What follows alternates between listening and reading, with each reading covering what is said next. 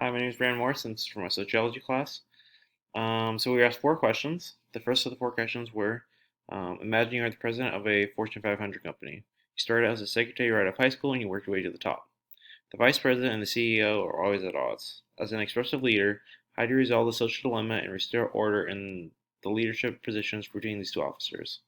So I guess I'm the president of the Fortune 500 company. In our textbook, they describe two types of leadership abilities. One is the instrumental leader, and the second is the expressive leader. The expressive leader is defined as focuses on overcoming interpersonal problems in the group, diffusing situations, and promotes solidarity. As the president of the company, it is my duty to resolve any interpersonal problems within the hierarchy of the company, especially the people that are close to me and they must work together. Another term described in the textbook was a democratic style of leader, where they help make decisions. The leader lays out general goals, and they suggest alternative procedures. And they also allow the members to work with whomever they wish, and then they evaluate and participate in group activities. Um, I would use this style in my company to guide my employees, but also let them have a sense of freedom, so they can have freedom to do whatever they want and go with their ideas. Um, the social dilemma between the vice president and the CEO could be because of a lot of different reasons. It could be that they're disagreeing about how people should hire, or just a personal disagreement between the two of them. Um, the CEO could want to hire more people, and then the vice president could think that we should cut the number of people to save money. It's my job and my duty to sit down with coworkers, and be a moderator and a leader to help them guide them to a decision. Sitting us all down face to face to discuss the issues can have a positive outcome, and me being the man in charge, I can make the final decision and squash any problems that there are between the president and the vice president, and the CEO. The next question is, name three types of formal organizations and explain how each is different, and also explain a time when you were involved in one of these types of organizations and the positive and negatives it had within it.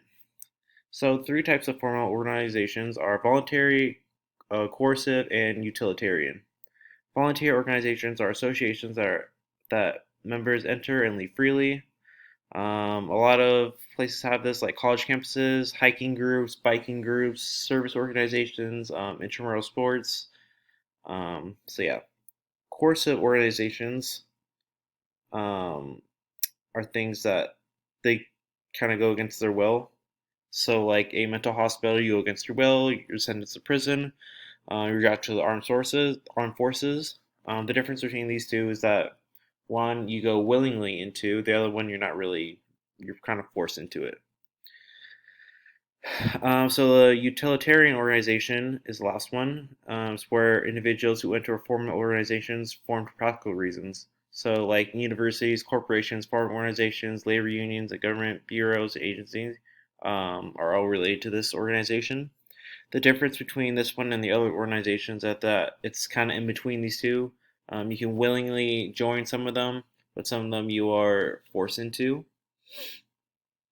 So I was involved in a voluntary organization of intramural sports at my previous college. So every Wednesday we would play a different sport for intramurals. It was really fun. We would just play a different sport every week. We would get out and not really have to focus on school and focus on, it's kind of like a getaway from the daily, everyday school life. Some of the negatives is that if on a Wednesday you don't really want to participate, you're just really tired, you just don't want to play, you kind of ruin it for everyone else if you don't show up because the other team doesn't have another team to play for.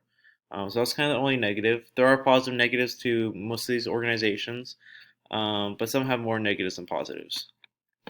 The next question was, you decided to run for public office, although you have little to no experience with elections, holding office, or campaigning. You feel you can be successful since you helped a friend who served in a public office seat last term.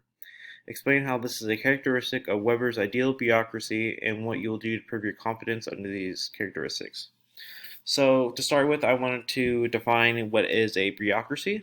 So, a bureaucracy in the book is defined as a social structure made up of a hierarchy of statuses and rules that is prescribed by explicit rules and procedures and based on a division of function and authority. A characteristic of Weber's ideal bureaucracy is that all offices carry with them qualifications and are filled on the basis of technical competence and not personal considerations. Um, Presumably trained individuals do better work on those who gain an office on the basis of family ties, personal friendship, or personal or political favor. Competence is established by certification or examination.